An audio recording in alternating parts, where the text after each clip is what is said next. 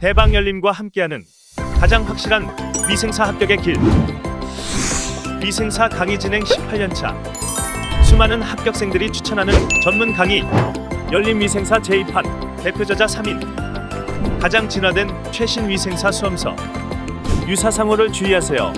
대방열림. 안녕하세요. 만나서 반갑습니다. 여러분들과 이제 식품위생학을 같이 공부해 나갈 김지연입니다. 자, 우리 이제 식품위생학, 이제 위생사를 준비하기 위해서 이제 식품위생학을 같이 공부해 나갈 텐데요. 우리 뭐 위생사에도 식품위생이 있고, 그다음에 영양사에도 식품위생이 있고, 이렇게 식품위생을 이렇게 시험 과목에 넣어놓는 것들이 꽤 많거든요. 근데 이게 어떤 시험이냐에 따라서 목적에 따라서 이제 나오는 문제 유형들이 조금 차이가 있다라고 생각을 해주시면 될 것 같아요. 자, 우리 이제 오늘은 첫 시간이니까 이게 이제 어떻게 이제 수업이 진행이 될지, 그다음에 어떻게 이렇게 식품위생 과목을 준비할지를 간단히 좀 설명을 드릴 건데요. 우리 책 8페이지 잠깐 보시면 거기 시험 안내가 나와 있거든요. 그러니까 여러분 뭐 이제 위생사를 준비하고 계시니까 어떤 시험 과목들이 있고, 그다음에 몇 문항이 출제되고 이런 건 다 알고 계실 거예요. 그래서 여러분들 뭐 보시면 1, 2교시는 필기입니다. 그래서 총 5과목을 보는데요. 그래서 1, 2교시 5과목이 출제되는데 그 중에 이제 1교시에 있고, 그다음에 2교시 있고, 3교시 있는데 그 중에 2교시 과목에 식품위생학이 들어가 있어요. 근데 이게 총 몇 점 만점이냐 봤더니 얘는 40점 만점이죠. 같이 보는 공중보고는요 35점이에요. 그래서 75문항입니다. 75문항인데 시험 시간 보세요. 몇 분이에요? 65분밖에 안 돼요. 그러니까 이게 75문항을 다 시험 문제를 풀고 답안까지 작성을 하는데 65분이에요. 그렇기 때문에 이걸 가지고 딱 봐도 느껴지는 게 있어요. 문제가 되게 단순하다라는 거예요. 그래서 대다수의 문제가 되게 단순하게 단답형으로 출제되는 문제들이 대다수고요. 그 다음에 이제 어쩌다 한 문제씩 옳은 것을 찾아라라는 좀 긴 문항이 나오는데 그거보다는 대다수는 단답형 문제 이렇게 보시면 돼요. 그래서 75문항이지만 65분 동안 문제를 다 풀고 답안 작성하고도 시간이 남아요, 실제. 그래서 문제가 되게 단순하게 출제되는 것이 대다수라고 생각하시면 됩니다. 자, 그 다음에 이 식품위생은요, 필기에만 존재하는 게 아니라 어디에도 있냐면 실기에도 들어가 있어요. 그래서 우리가 실기는 3교시 때 보게 되는데 실기는 3과목이 합쳐져 있는 거라 보시면 돼요. 첫 번째 뭐가 있냐면 환경위생 들어가 있고요. 식품위생 들어가 있고요. 그 다음에 위생 곤충이 들어가 있어요. 그래서 실기는 그래서 그 공중보건하고 법규가 빠지고 이 3과목으로 구성이 되어 있는데 시험 문제 순서가 이렇게 나와요. 먼저 환경위생 문제 나오고, 그 다음에 식품위생 문제 나오고, 그 다음에 식품위생 문제 끝나면 위생 곤충 이렇게 해서 나와 있는데 시험 이렇게 과목이 분류가 되어 있진 않지만 이렇게 딱 문제를 보면 이게 식품위생 문제인지 환경위생 문제인지를 구분할 수가 있어요. 그 중에서 식품위생 문제는 14문항 출제가 됩니다. 그래서 40문제 중에 14문제는 식품위생 문제 이렇게 생각하시면 돼요. 자, 이렇게 해서 이제 여러분들이 보시면 되는데 1, 2교시 합쳐서 여러분들이 180점이고요. 그 다음에 얘가 40점인데 기본적으로 60% 이상을 맞아야지 합격을 하실 수가 있어요. 그래서 필기 같은 경우에는 108점 이상을, 그 다음에 실기 같은 경우에는 24점 이상을 맞아야지만 합격이 가능해요. 그 다음에 여러분 또 주의할 게 있어요. 이게 108점 이상이어도 각 과목이 40%가 안 되면은 떨어질 수가 있어요. 분명히 나는 180점 만점에 120점인데 왜 떨어졌을까? 각 과목이 40% 이상을 맞아야 되는데 40%가 되지 않았을 때 떨어질 수가 있어요. 근데 그렇게 해서 떨어지는 것보다는 보통 60%가 안 돼서 떨어지는 게 대다수다라고 생각하시면 될 것 같습니다. 자, 그러면 식품위생은요, 필기도 준비하고 실기도 준비해야 된다는 소리가 되는데, 그러면 필기, 실기 준비를 할 때 어떻게 하느냐? 그래서 우리가 보통 필기를 먼저 진도를 나가고요. 그 다음에 실기를 할 거예요. 그래서 우리가 8주, 8주로 구성이 되어 있는데요. 그 중에 6주가 필기예요.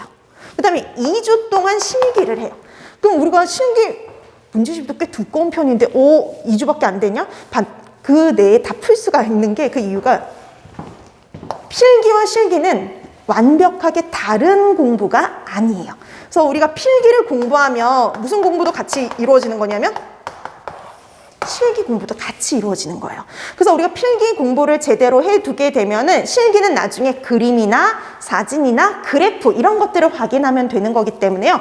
필기, 실기 공부는 따로가 아니라 같이다라고 생각하시면 돼요. 그러니까 예를 들어서 이런 유형이에요.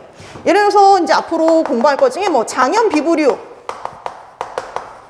균이 나와요. 자, 이 장염 비브리오균 하면은 필기에서는 이런 걸 공부해요.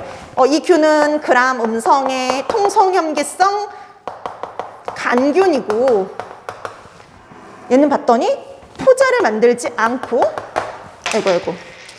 포자를 만들지 않고, 뭐 예를 들어서 편모는 단모성 편모다. 이런 걸 공부하는 거예요. 그 다음에 얘는 소금을 좋아하는데 3% 염농도를 좋아하는 오염균이다. 이런 식으로 필기에서는 이런 걸 공부를 해요. 근데 이게 실기에서 시험 문제가 나오면 어떻게 나오느냐? 사진이 주어져요. 간균, 막대기 모양에다가 편모가 이렇게 하나 이렇게 주어져 있는 사진이나 그림이 주어지고 이 균이 뭐냐 이렇게 물어봐요.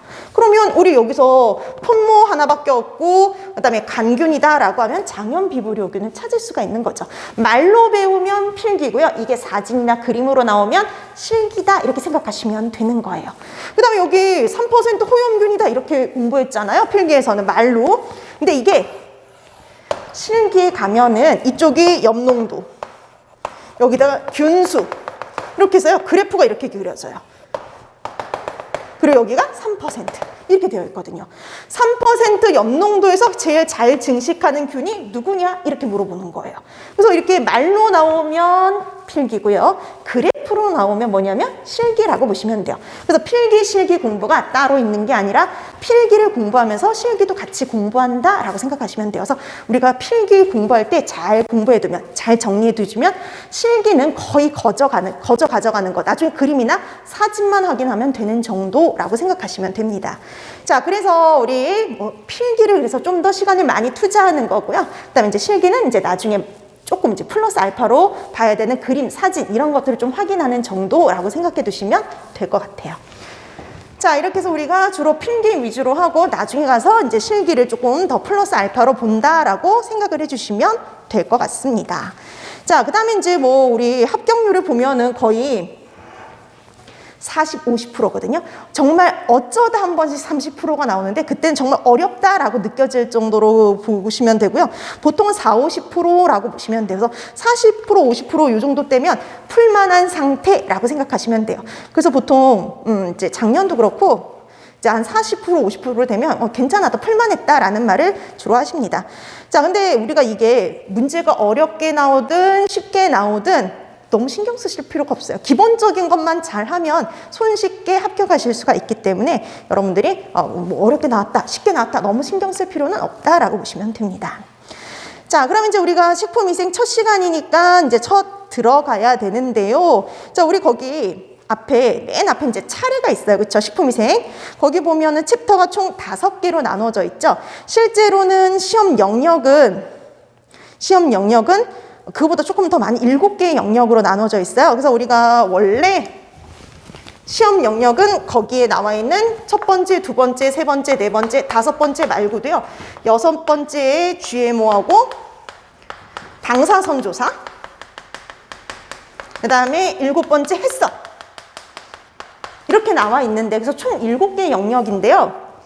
근데 이게 요 두 개, GMO하고 해썹 파트가요, 양이 얼마 되지를 않아요. 그래서 그냥 우리 책에서는 여기를 첫 번째 영역에다 다 그냥 묶어놔 버렸어요. 얼마 되지 않아서. 근데 실제적으로 이렇게 영역은 총 이렇게 7개 영역으로 나눠진다라고 생각하시면 됩니다. 자, 그럼 이제 얘네들이 어느 정도 시험 문제가 출제되는 거냐 보면은요, 이게 지금 공개가 됐잖아요. 자, 재작년부터 이제 공개를 하고 있어요. 그래서 이제 공개 2년차에 들어왔는데요. 공개 2년차, 공개되기 전에도 어떤 문제들이 나왔는지 뭐 비율은 대충 비슷한데 공개되고 나서 정확하게 보면은 첫 번째 식품위생의 개요 파트에서는 보통 2문항 정도가 출제가 돼요. 2문항. 그러니까 해썹이라든지 뭐 이제 GMO 이런 거 빼고 2문항. 자, 그다음에 식품 미생물 파트에서는요, 8문제가량이 출제가 됩니다. 8에서 9문제. 자, 그 다음에 세 번째 식중독 파트가 제일 중요하거든요. 여기가 바로 15에서 16문제가 출제가 돼요. 그래서 이렇게 되는 거예요. 만약에 식품과 미생물 파트에서 8문제 나오면 식중독에서 16문제가 출제가 되는 거고요. 만약에 식품과 미생물 파트에서 9문제가 출제되면 식중독에서 15문제가 나오는 거예요. 자, 그 다음에 네 번째 뭐가 있느냐면 네 번째는요. 식품과 감염병.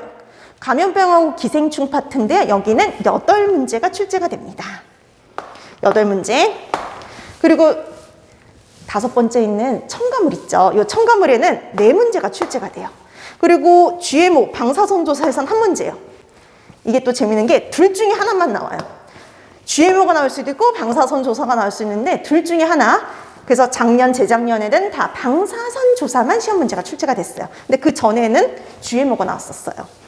자, 그 다음에 해썹에서는 항상 2문항 출제가 됩니다. 자, 그래서 이렇게 전체적인 문항수를 보면은 제일 중요한 파트는 바로 뭐냐면 식중독 파트라고 보시면 될 것 같아요. 그래서 식중독 파트가 가장 중요하고요. 그 다음이 이제 식품과 미생물 파트라고 보시면 되죠. 여기가 가장 주요해요. 그래서 중요한 거 이렇게 세 가지를 묶으면 요 가운데는 요 세 가지입니다. 자, 그래서 식품과 미생물, 그 다음에 식중독, 그 다음에 감염병, 기생충 파트가 중요하다라고 생각하시면 될 것 같아요. 자, 그러면 이제 뭐 여러분들이 여기에 있는 일반적인 내용들을 공부하시면 충분히 좋은 성적을 획득하실 수가 있고요. 그리고 60% 이상을 맞아야 되는데 충분히 24점 이상 맞는 거 그렇게 어렵지가 않습니다. 그래서 열심히만 하면 충분히 좋은 성적을 거두실 수가 있어요. 자, 그럼 이제 우리가 식품위생학 이렇게 기본적으로 비중에 따라서 수업이 진행이 될 수밖에 없긴 한데요. 기본적으로 수업은 기본 이론 수업을 갈 거예요. 그래서 우리가 지금 나와 있는 교재로 수업을 하다 보니까 문제, 답이라든지 해설이 정말 잘 나와 있거든요. 그래서 굳이 수업 시간에 문제를 풀 필요가 없어요. 그래서 수업은 기본 이론 위주로 진행이 된다라고 보시면 돼요. 기본 이론. 그래서 기본적으로 여러분들이 반드시 알아야 될 내용, 주로 나오는 시험 문제 유형 이런 것들을 가르쳐 드릴 거예요. 그래서 기본 이론을 중심으로 수업을 진행을 하고요. 여기다 플러스 문제를 아예 안 보는 건 아닌데 문제의 답을 확인하진 않아요. 왜냐면 답이 다 나와 있으니까 경향을 보는 겁니다.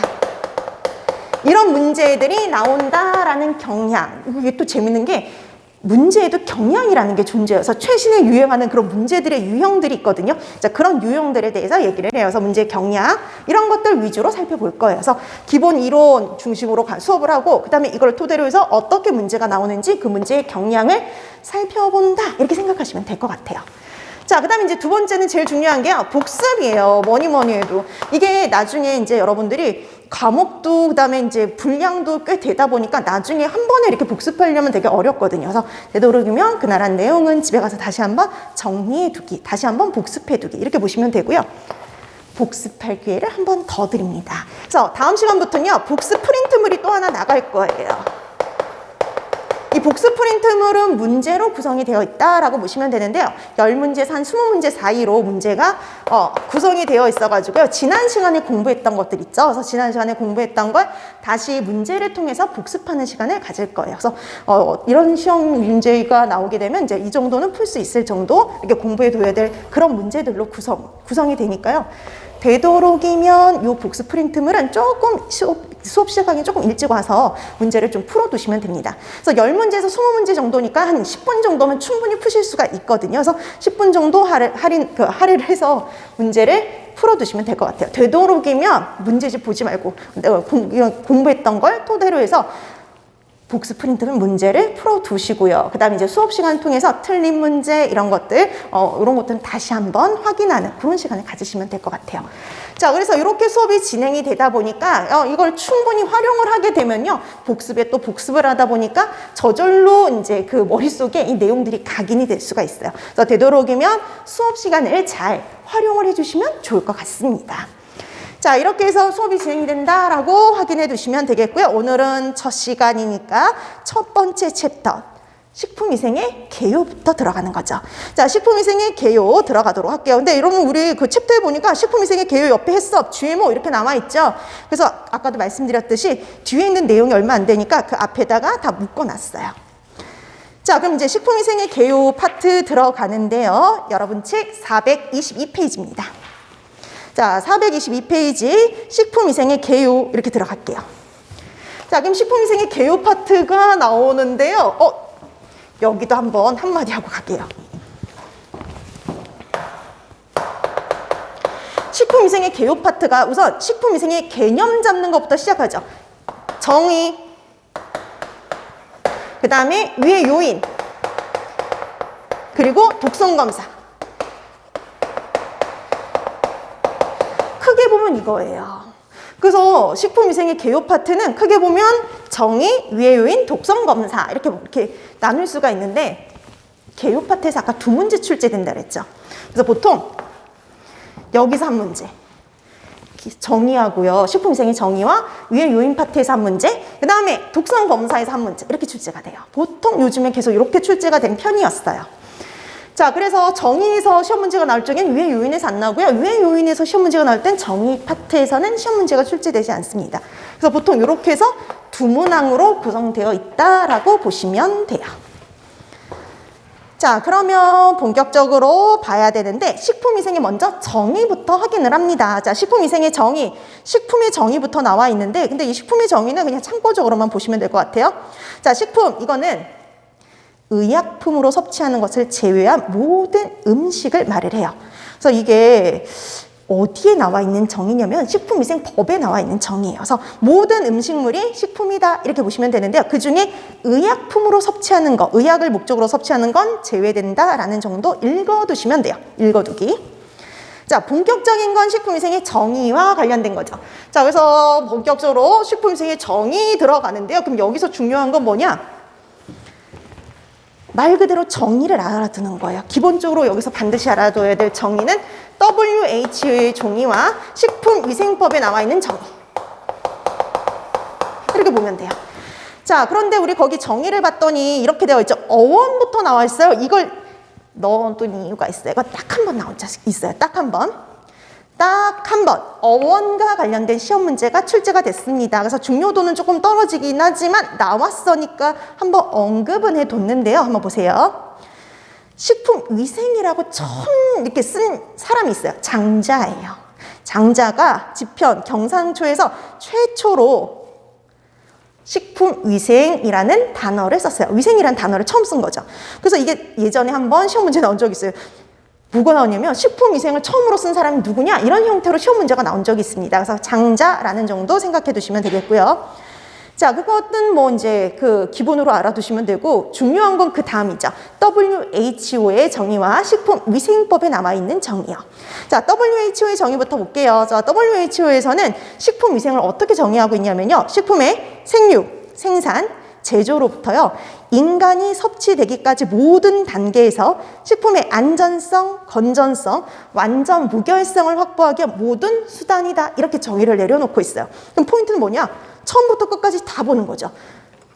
식품을 생육하는 단계부터 생육하고 제조하고 생산하는 단계부터 시작해서 마지막 사람이 섭취하기까지 모든 단계를 관리하겠다는 거죠. 모든 단계에서요. 식품의 안전성, 건전성, 그리고 완전 무결성을 확보하기 위한 수단을 가지고 식품위생이다라고 정의를 하고 있어요. 그 포인트가 되는 내용이 이건 거죠.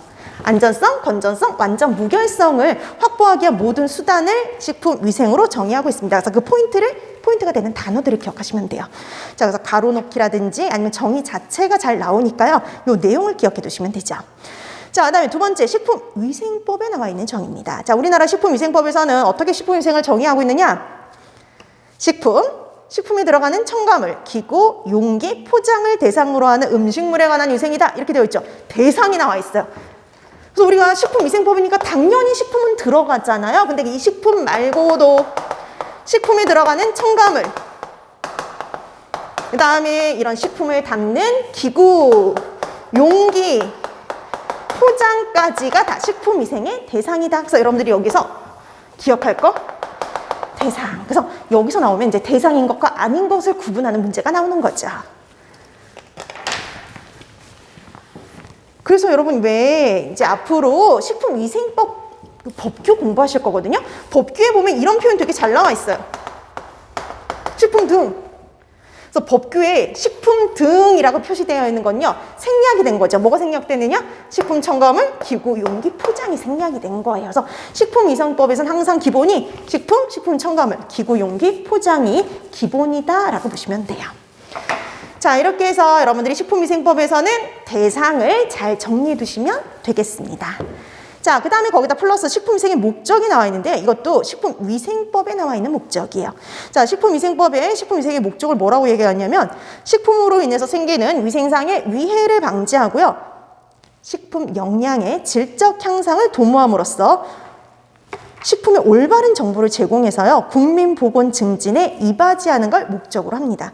그래서 이게 위생사에선 나온 적은 없는데 영양사에서는 또 이 문제가 나온 적이 있거든요. 다음 중 식품위생의 목적이 아닌 것은 이런 형태로요. 그래서 식품위생의 목적 봐두시는데요. 이거는 솔직히 이제 위생에서 나오기보다는 법규에서 나와요. 법규. 그래서 식품위생 법규에서는 식품위생의 목적이 나올 수 있으니까 이거는 법규에서 봐두시면 될 것 같습니다. 우리 쪽에서는 읽어만 두시고. 자, 그 다음에 이제 봐야 될 게 바로 위해 요인이요. 지금 이게 2020년, 2021년 다 위해 요인에서 시험 문제가 출제가 됐어요. 2019년에도 위해 요인에서 시험 문제가 출제가 되었는데 이거는 분류하는 문제가 나옵니다. 분류. 우리가 식품에 위해가 될 만한 요소를 세 가지로 분류를 해요. 어떻게 분류하느냐? 내인성, 외인성, 유기성, 이렇게 분류하는데 이걸 분류하는 시험 문제가 출제가 돼요. 다음 중 내인성 찾아라, 외인성 찾아라, 유기성 찾아라, 이런 형태로 출제가 돼요. 다 시험 문제에 나왔던 유형들입니다. 자, 그러면 하나씩 가는데요. 우선 먼저 내인성부터 보도록 할게요. 자, 내인성은 식품 자체에 함유되어 있는 유독, 유해 성분을 말을 해요. 이거 뭐예요? 식품 자체에 들어있는 성분, 이렇게 보시면 돼요. 누가 집어넣은 것도 아니고 중간에 만들어진 것도 아니고 식품 자체에 원래 들어있는 성분, 이렇게 보시면 되는데 가장 대표적인 게 자연독들이요. 식물성, 동물성, 자연독. 그래서 우리 나중에 뒤에 가면 식중독에서 자연독 공부할 거거든요. 그런 식물성, 동물성, 이런 자연독들이 여기 들어간다라고 보시면 돼요. 그래서 여러분, 이 식물성 자연독의 가장 대표적인 애가 바로 뭐 있어요? 독버섯의 독성분. 독버섯의 독성분이요. 그 다음에 감자 싹이 난 데에도 독성분 있죠. 감자 싹이 난 데에 들어있는 솔라닌, 이런 것 등이 대표적이에요. 식물성 식품에 들어있는 거. 그 다음에 아미그달린 같은 시한배당체들, 이런 것들이 대표적이에요. 그래서 이런 것들이 원래 식물성 식품에 들어있는 대표적인 독성분들이죠. 그러면 동물성 식품에도 들어있거든요. 동물성 식품에 들어있는 대표적인 독성분, 이러면 뭐가 여기에 들어가느냐면요, 바로 보고독이요. 들어보셨죠? 보고독인 테트라톡신이라든지, 그 다음에 조개독, 이런 것들이 원래 식품에 들어있는 대표적인 독성분들, 이렇게 보시면 돼요. 그 다음에 여기에다가요, 생리작용물질도 있거든요. 근데 생리작용물질이 되게 많지만 우리 보기로 주로 나오는 건 누구냐? 식이성 알레르겐이요. 식이성 알레르겐이 뭐냐면 알레르기를 유발하는 물질이요. 사람마다 좀 다르긴 하지만 예를 들어서 토마토를 먹고 복숭아를 먹고 알레르기 반응이 일어나는 사람들 있죠. 그런 건 다 식품에 원래 들어있는 성분 때문에 그러거든요. 그 식품에 들어있는 그 성분을 알레르기를 유발한다 그래서 알레르겐, 이렇게 얘기를 해요. 그래서 이런 식물성, 식이성, 이런 알레르겐, 이런 애들이 원래 식품에 들어있는 독성분, 이렇게 보시면 됩니다. 자, 그다음에 외인성은요, 이렇게 생각하시면 돼요. 원래부터 있던 게 아니라 외부에서 들어온 거예요. 그래서 외부로부터 유입, 혼입되고 오염된 경우를 가지고 외인성, 대다수가 여기에요. 대다수가 외인성이다. 그래서 여러분 이게 재밌는 게 내인성하고 유기성을 구분을 하면 나머진 다 외인성이에요. 나머진 다 외인성이라고 생각하시면 돼요. 그래서 우리 나중에 화학성 식중독에서 공부하는 거 다 여기에 해당이 되고요. 그다음에 일반적인 식중독 다 여기에 해당이 돼요. 그래서 미생물도 다 여기에 해당이 돼요. 미생물. 그래서 미생물이라는 게 원래 식품에 들어있는 게 아니라 오염이 되는 거거든요. 그래서 세균이나 바이러스나 아니면은 곰팡이 이런 미생물들. 그다음에 기생충. 그래서 식중독균, 감염병균 같은 이런 미생물뿐만 아니라 기생충도 들어오는 경우죠. 외부로부터 들어오는 오염되는 경우. 그 다음에 또 뭐 있을까요? 우리가 뭐 대표적으로 나와 있는 뭐 화학성 유해물질들, 화학성 식중독에서 공부하는 것들 다 여기에 해당이 된다라고 보시면 돼요. 그래서 미생물, 기생충, 그다음에 우리가 화학성 식중독에서 나중에 공부할 것들이 다 여기. 그래서 유해 금속이라든지 뭐 농약이라든지 방사성 물질이라든지 외부에서 오염될 수 있는 건 다 여기에 해당이 된다라고 생각하시면 됩니다. 그 다음에 마지막 유기성이 있거든요. 이 유기성 되게 특이한 건데요. 유기성은 어떤 애들이 유기성이냐면요. 얘는 분명히 내인성은 식품 자체에 들어있는 거죠. 얘는 외부로부터 들어온 거죠. 그럼 둘 중에 아무것도 아닌 애가 하나 있는데 이게 어떤 경우냐면 중간에 만들어지는 경우예요. 우리가 식품을 제조하거나 가공하거나 뭐 가열하거나 저장하는 과정 중에 생성되는 물질을 유기성 이렇게 표현을 합니다. 그럼 이런 유기성 유해 요인의 대표적인 게 뭐냐면요. 산화유지요. 산화된 유지. 우리 신선한 기름에는 없는데 유지가 산화가 되면요. 과산화물 같은 유해물질들이 만들어져요. 자, 그 다음에 또 어떤 것들이 대표적이냐. 보기로 어떤 것들이 또 잘 나오냐면요. 벤조피렌. 얘 보기로 잘 나와요. 그럼 벤조피렌이란 건 뭐냐면요. 탄 음식이요. 여러분 왜 갈비 구워 먹을 때 숯불에 갈비 구워 먹으면 음식이 잘 타죠. 양념 때문에. 이런 탄 음식에서 발생하는 발암성 물질이 있는데요. 이렇게 가열하는 과정 중에 생기는 거예요. 그게 바로 벤조피렌. 자, 그 다음에 또 어디에 들어있는 게 있느냐. 우리 감자 좋아하세요? 감자 튀길 때도 유독물질이 만들어져요. 아크릴 아마이드. 자, 감자 같은 애들을 고온으로 조리할 때 만들어지는 유독물질, 아크릴아마이드. 그래서 우리 뭐 맥도날드나 이런 데 파는 그런 감자튀김 만들 때 이런 애들 많이 만들어지죠. 아크릴아마이드 같은 애들. 자, 그 다음에 또 어떤 애가 있냐면 여러분 햄에도요 발암성 물질이 만들어질 수 있어요. 그래서 햄, 그 다음에 뭐 베이컨 이런 거 제조할 때 만들어지는 발암성 물질인 니트로사민. 그 다음에 술, 알코올 발효할 때도 독성분이 만들어지거든요. 알코올 발효 시에 만들어지는 메탄올. 이런 애들이 대표적인 유기성 유해 요인들이에요. 그래서 아크릴 아마이드, 벤조피렌, 산화된 유지, 니트로사민 다 보기로 나왔던 애들이라고 보시면 돼요. 자, 그래서 이런 것들이 나오면 유기성 유해 요인. 그 다음에 식물성, 동물성, 자연독, 그 다음에 식이성 알레르겐이 나오면 내인성. 그 외에 거의 대다수는 외인성이다. 외부로부터 오염되는 경우다. 라고 분류를 해두시면 돼요. 자, 그래서 이런 유해 요인과 관련해서는 이렇게 분류 문제가 주로 출제된다. 라고 생각해 두시면 되겠습니다. 자, 이렇게 해서 우리가 먼저 식품위생의 정의와 식품의 유해 요인들을 봤고요. 그 다음에 이제 봐야 될 게 바로 독성 검사예요. 자, 이게 우리 아까 말씀드렸죠. 이 독성 검사는 단독으로 한 문제가 출제가 돼요. 반드시 여기서 한 문제가 출제가 되는데, 그럼 이제 독성 검사와 관련해서 그럼 이제 뭘 공부해야 되느냐? 용어들을 좀 알아두셔야 돼요. 용어. 자, 그래서 두 번째 이제 여러분들이 세 번째 공부할 거 독성 검사. 자, 독성 검사는 일반 독성 시험하고요. 특수 독성 시험이 있는데 여러분 시험 문제는 주로 요거에 나와요. 일반 독성 시험이요. 일반 독성 시험. 자, 그럼 일반 독성 시험에 해당이 되는 게 세 가지가 있습니다. 기간에 따라서 나누는데요. 실험 기간에 따라서 급성, 아급성, 그리고 만성 독성 시험으로 나눠진다라고 보시면 돼요. 급성, 아급성, 만성으로요. 그 다음에 그걸 제외한 나머진 다 특수 독성 시험이에요. 그래서 보기 이런 거 나와요. 변이원성 시험, 발암성 시험, 그 다음에 뭐 최기영성 시험. 이런 이름이 나오면 특수 독성 시험이구나 라는 정도 구분하시면 됩니다. 구분하기. 자, 근데 우리가 주로 여러분 시험 문제 나오는 거 요 일반 독성 시험인데요. 여기 세 가지를 구분하시면 돼요. 주로는 급성 독성 시험에서 가장 문제가 많이 나오긴 하지만 그래도 요 세 가지를 다 알아두시면 돼요. 구분해 두시면 됩니다. 자, 급성 독성 시험은 시험 물질을 실험 동물에게 딱 1회 투여해요.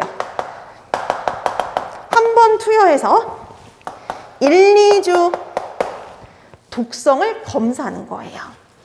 자, 그래서 거기 보이듯이요. 시험 동물에게 1회만 비교적 다량을 투여해서요. 딱 1, 2주 그 독성의 영향을 관찰하는 시험이라고 보시면 돼요.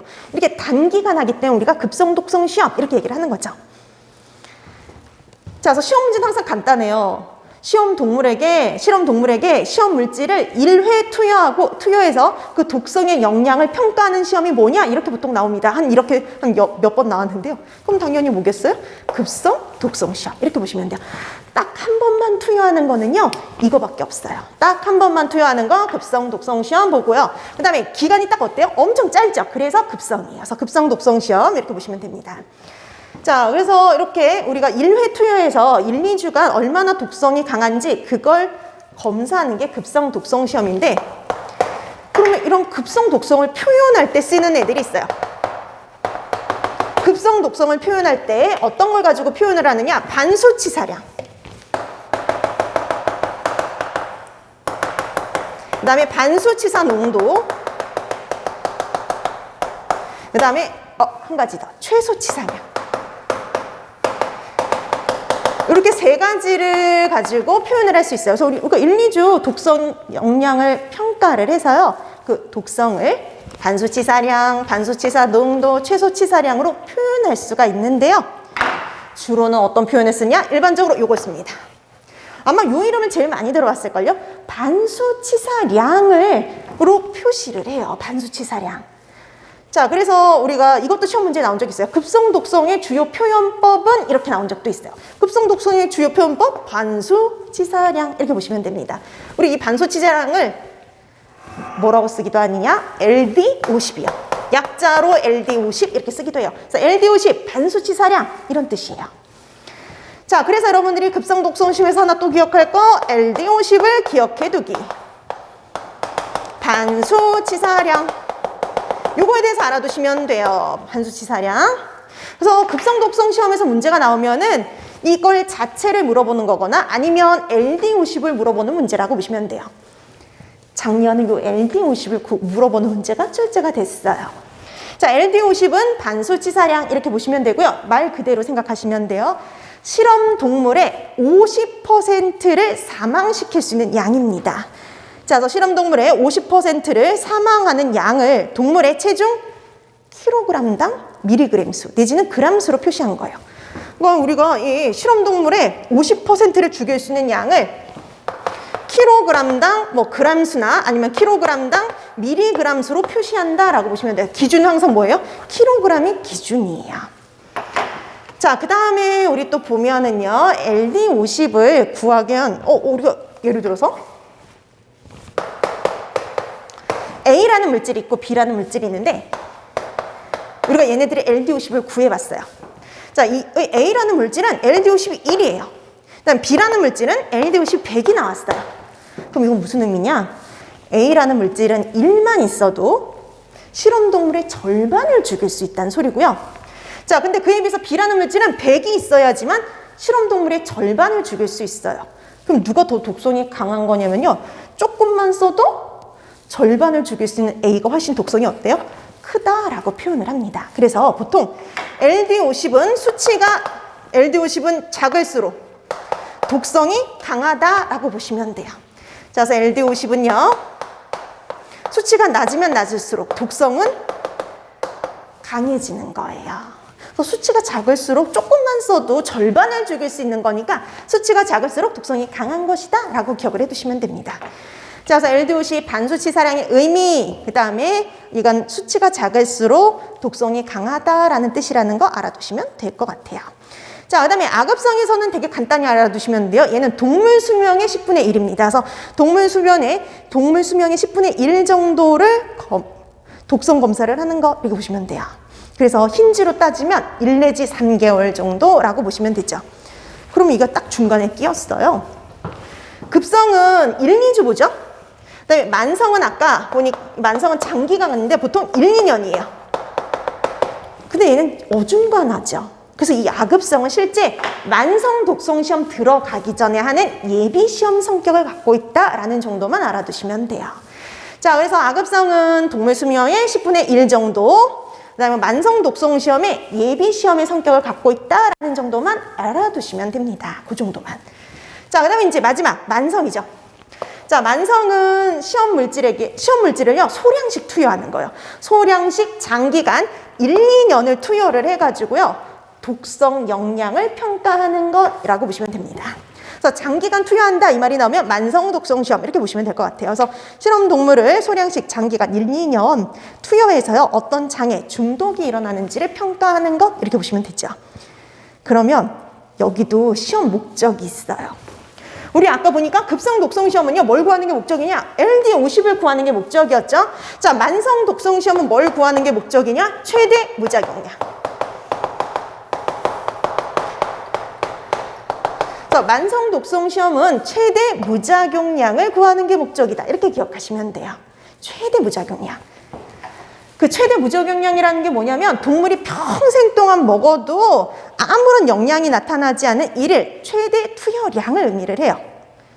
그럼 이게 최대 무작용량을 구하는 이유가 있거든요. 이 최대 무작용량을 가지고 또 구해지는 게 있어요.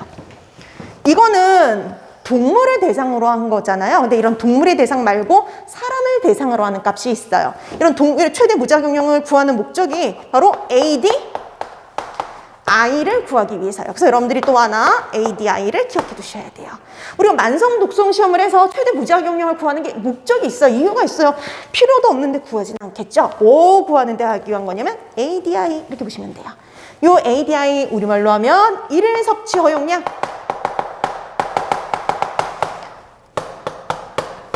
자, 그래서 우리말로 하면 일일 섭취 허용량이다 이렇게 기억하시면 돼요. 일일 섭취 허용량. 근데 문제 되게 쉬워요. 이것도 시험 문제 나왔어요. 2019년인가? 20년인가? 그때 문제 간단해요. 다음 중 일일 섭취 허용량을 의미하는 것은, 이게 시험 문제였어요. 일일 섭취 허용량 찾아라? ADI 이렇게 되는 거죠.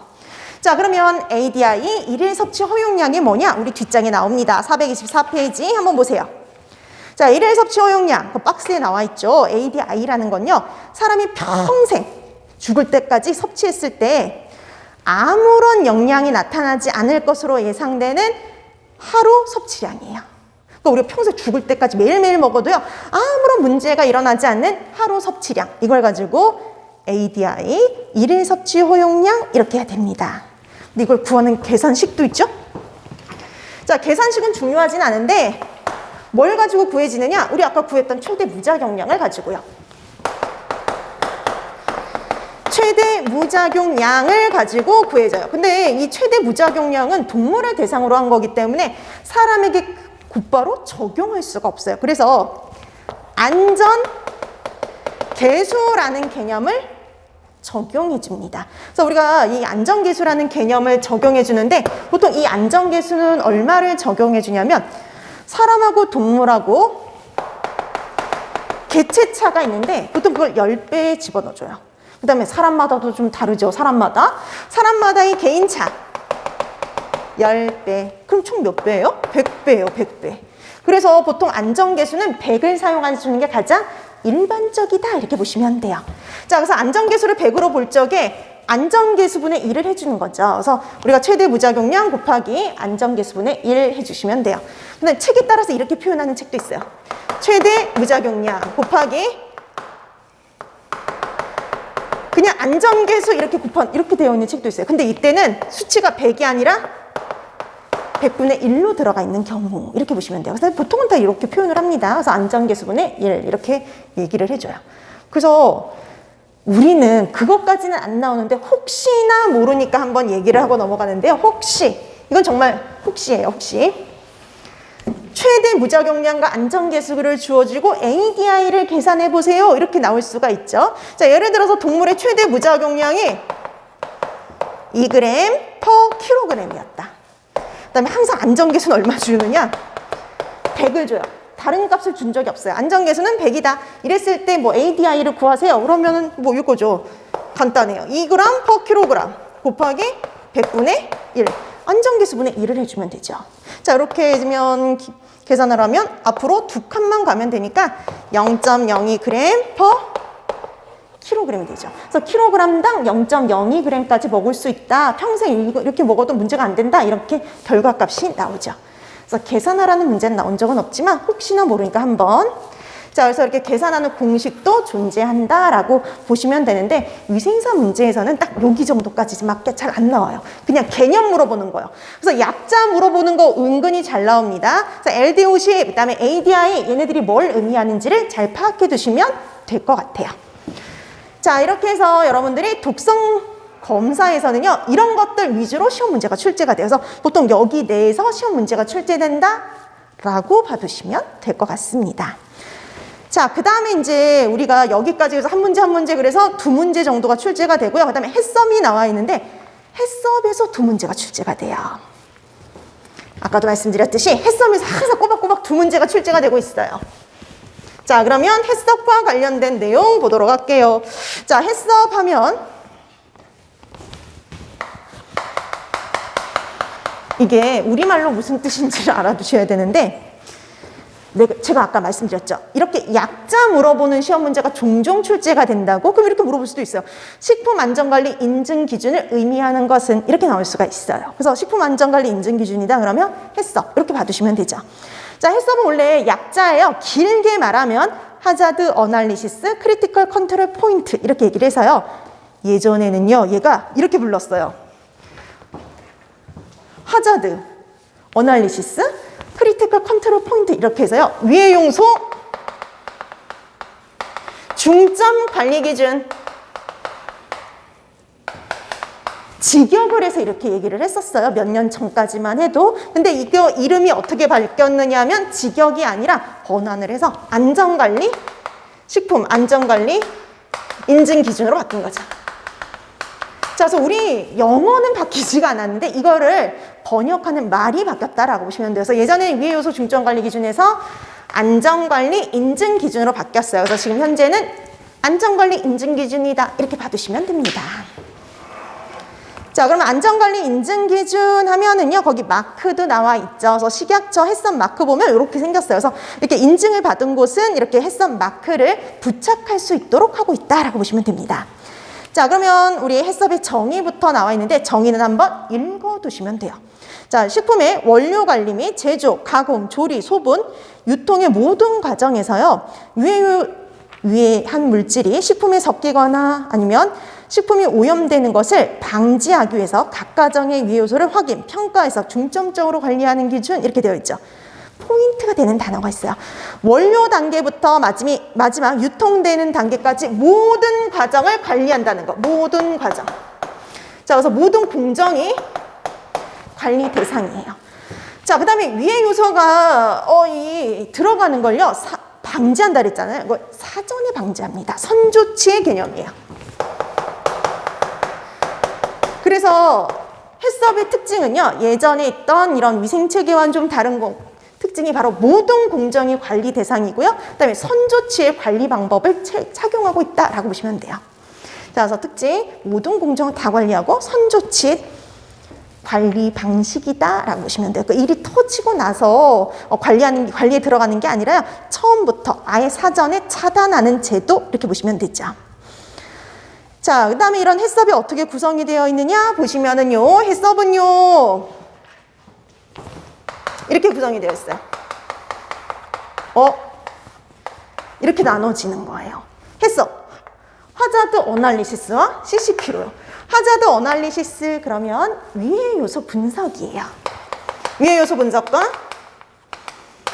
그다음에 CCP 크리티컬 컨트롤 포인트 중요 관리점으로 구성되어 있다 이렇게 보시면 돼요. 그래서 봤더니 해석은 별게 아니라 HA하고요 CCP로 구성되어 있는 거예요. 자, 그래서 위해 요소 분석 그리고 중요 관리점 CCP로 구성이 되어 있죠. 그래서 위해 요소 분석은요 생물학적, 화학적, 물리적 위해 요소를 말 그대로 분석해내는 거. 그 다음에 중요 관리점은요 위해 요소를 예방하거나 제거하거나 허용 수준 이하로 감소시킬 수 있는 공정이나 단계요. 그러니까 우리가 중점적으로 관리할 지점이라고 보시면 돼요. 자, 그 다음에 해썹 지원 프로그램이 있는데요. 요건 한번 읽어두시면 돼요. 자, 우리 해썹은 이걸 제대로 실행하려면요. 먼저 시설과 설비를 갖추고 있어야 돼요. 그 다음에 위생관리가 제대로 되고 있어야 되는데 그래서 요렇게 피라미드가 구성이 되어 있죠. 우리 책에 보니까 해썹을 제대로 실행하기 위해서는요. GMP, 여건하에서 SSOP를 준수함으로써요. 해썹을 제대로 실행할 수가 있어요. 그래서 요 GMP하고 SSOP 또 약자 나오죠? 이게 무슨 뜻인지 알아두시면 돼요. 자, GMP 그러면 우수 제조 기준. 그래서 뭐 적정 내지는 우수 제조 기준이에요. 그래서 우리가 위생적으로 식품을 만들려면 어떤 시설, 설비 이런 것들을 갖춰야 되는지와 관련된 우수 제조 기준, 적정 제조 기준이다 이런 의미라고 보시면 돼요. 자, 그다음에 SSOP라는 단어가 나오죠. 이거는 표준 위생관리 기준. 우리가 표준적으로 반드시 지켜야 되는 위생관리 기준 이런 건데요. 용수관리, 물관리 어떻게 할 거냐? 종업원 관리 어떻게 할 거냐? 작업장 관리 어떻게 위생적으로 할 거냐? 이런 것과 관련된 일반적인 위생관리를 의미한다라는 정도 봐두시면 돼요. 그래서 우리나라에선 이 두 개를 묶어가지고요. 선행요건이라고 불러요. 선행요건을 만들어 놨어요. 그래서 우리나라에서는 SSOP와 요 GMP를 묶어서 해썹을 위한 선행요건 프로그램이다 라고 부르고 있습니다. 그래서 예전보다 조금 해썹에 대해서 더 얘기를 하고 가는데요. 왜냐하면 예전에는 위생사에서 이렇게 해썹이 그렇게 많은 문제가 출제가 안 됐는데 계속적으로 두 문제씩 출제되다 보니까 문제가 계속 반복이 돼요. 그러다 보면 또 다른 문제가 나올 수가 있거든요. 그래서 여러분들이 이제 조금 다른 내용도 같이 봐두시면 좋을 것 같아서 설명을 좀 드립니다. 여러분 이 해썹은 어디서 처음 시작이 됐냐면 이렇게 처음부터 모든 공정을 관리를 하고요. 사전에 위해가 될 만한 요소를 완전히 방지를 해서 식품의 안전성을 확보하기 위한 것이잖아요. 그래서 이건 처음 시작이 우주인들을 위해서였어요. 나사에서 우주인을 위한 정말 안전한 식량을 개발하기 위해서 처음 시행이 된 게 바로 해썹이었다라고 보시면 돼요. 그래서 제일 먼저 시작한 나라 미국이요. 그래서 이거는 뭐 우리 쪽이 위생사에서는 안 나왔지만 영양사 시험에서 나온 적이 있어요. 해썹을 처음으로 적용한 나라가 어디냐? 이렇게 해서 시험 문제가 출제가 되는데 미국이에요. 미국 나사에서 가장 먼저 적용을 했다라고 보시면 됩니다. 그래서 최초로, 그러니까 이게 최초가 또 종종 나와요. 그래서 최초로 적용한 거 미국 이렇게 보시면 되겠습니다. 자, 그 다음에 이제 제일 중요한 게 남았어요. 바로 절차요. 여러분 이 절차 시험 문제는 정말 잘 나오는 시험 문제 중에 하나라고 보시면 돼요. 거의 매년 나오다시피 해요. 작년에도 나오고 재작년에도 나오고 맨날 한 문제는 절차에서 한 문제는 또 다른 데서 이렇게 보통 나와요. 그래서 하나는 절차, 하나는 뭐 개념 문제, 뭐 용어 문제, 뭐 정의 문제 이런 것들이 주로 출제가 됩니다. 그래서 한 문제 정도는 반드시 절차 문제가 나오는데 그래서 여러분들이 해썹의 절차 정확하게 알아두셔야 돼요. 제일 중요한 것 중에 하나입니다.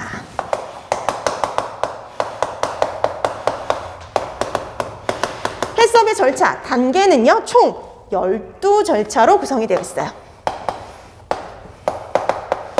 자, 이 12절차는 앞에 사전 준비 단계 준비 단계 7단계 하고요. 7단계란다. 5단계 하고 그 다음에 실행 단계 7단계로 구성되어 있어요. 우리 그 그림 밑에 나와 있죠. 해썹은 전 세계가 다 똑같아요. 코덱스 기준에 따라서요. 준비 단계 5단계와 실행 단계 7단계로 구성이 되어 있어요. 총 그래서 12절차로 구성이 되어 있고요. 이 실행 단계 7단계가 특히 더 중요해요. 실행 단계 이 7단계가 바로 해썹의 바로 7원칙이거든요. 그래서 여러분 많이 들어보셨을 거예요. 해썹의 7원칙. 그게 바로 실행 단계 7단계를 의미를 하는 겁니다. 그래서 순서 나오더라도요. 보통 이게 특히 잘 나와요. 실행 단계와 관련된 거. 그래서 원칙 두 번째 원칙이 뭐냐? 네 번째 원칙이 뭐냐? 첫 번째 원칙이 뭐냐? 아주 잘 나오는 시험 문제 중에 하나예요. 그래서 원칙의 순서 알아두는 거 기본. 자, 그 다음에 여러분 이걸 두 개를 또 나누는 시험 문제가 나와요. 자, 다음 중 해썹의 준비 단계에 해당이 되는 것은 다음 중 해썹의 7원칙에 해당이 되는 것은 이런 형태의 문제가 나와요. 이걸 구분하는 문제. 이게 준비 단계인지 아니면 실행 단계 7원칙인지를 구분하는 문제. 그 다음에 이거를 순서를 물어보는 문제. 되게 다양하게 나와요.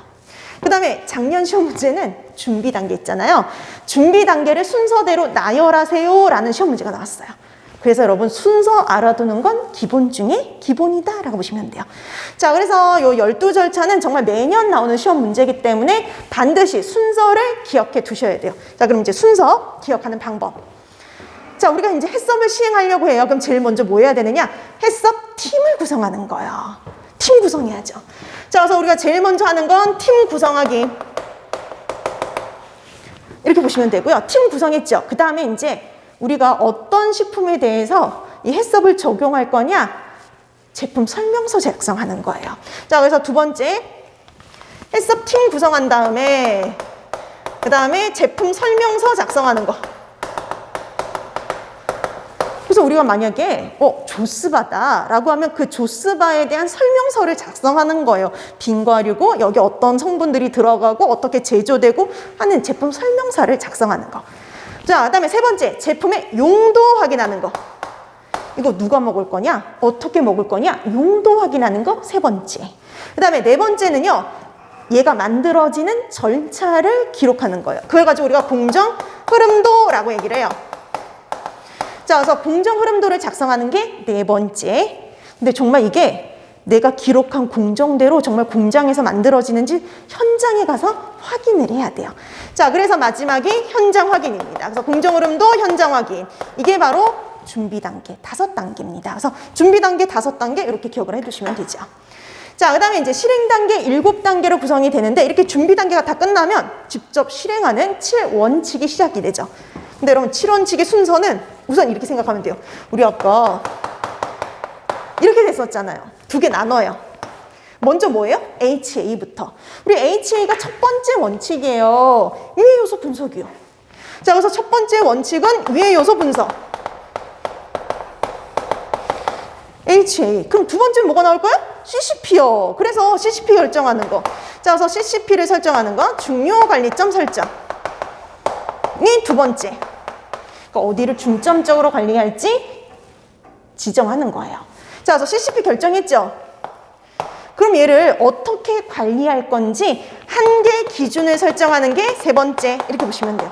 얘 어떻게 관리할 거냐? 기준 마련하는 거. 그러니까 예를 들어서 우리가 중요 관리점을 가열 공정으로 선택했어요. 가열만 잘하면 미생물을 다 사멸시킬 수 있거든요. 그래서 우리가 중요하게 관리할 지점을 가열 단계로 지정을 했어요. 그럼 가열 어떻게 관리할 거냐? 몇 도로 가열할 거냐? 그 기준을 마련하는 게 한계 기준 설정. 그 다음에 네 번째, 그럼 이 기준을 잘 지키고 있는지 확인해야 되잖아요. 그게 바로 감시하는 거, 모니터링이에요. 자, 그래서 모니터링 체계를 확립하는 게 네 번째 원칙. 이렇게 보시면 되고요. 감시했어요. 감시했는데 기준에서 벗어났거든요. 이런 기준에서 벗어났을 때 하는 조치, 개선 조치 방법을 결정하는 게 5번째 원칙. 자, 그 다음에 6번째하고 7번째는 요거하고 좀 관련 없는 건데 6번째는요. 우리가 이거 해썹을 제대로 현장에서 실행하고 있는지 정말 효과가 있는지 1년에 한 번씩 검증을 해요. 자, 그래서 6번째 검증. 그리고 마지막은 이렇게 생각하시면 돼요. 기록. 맨 마지막 기록하면 끝난다. 이렇게 보시면 되죠. 그래서 이것도 순서를 기억할 때 여러분들이 스토리를 만드는 거예요. 그래서 이거 HA, 그 다음에 CCP, 이거 어떻게 관리할 거냐? 기준 마련하기. 그 다음에 기준 잘 지키고 있느냐? 감시하기, 모니터링. 자, 그 다음에 모니터링 했는데 감시했는데 벗어났어요. 그럼 조치 취해야 되죠? 그럼 5번째 조치. 그럼 제대로 하고 있는지 검증하고 마지막은 기록이다. 이렇게 해서 스토리텔링을 해서 기억을 해두시면 돼요. 자, 이렇게 해서 순서 기억하는 건 기본 중에 기본. 그래서 매번 이렇게 순서 문제는 잘 나오는 문제 중에 하나서 지금 몇 년째 계속 순서 물어보는 문제 출제가 되고 있으니까요. 여러분들이 꼭 순서 기억해 두시면 될 것 같아요. 자, 그 다음에 이제 용어와 관련된 게 나오는데요. 이 용어도 잘 나오는 문제 중에 하나입니다. 그래서 절차에서 하나 나오면, 단계에서 하나 나오면 하나는 용어에서 시험 문제가 출제가 돼요. 그 용어와 관련된 거는 조금 쉬고 나서 본격적으로 들어가도록 할게요.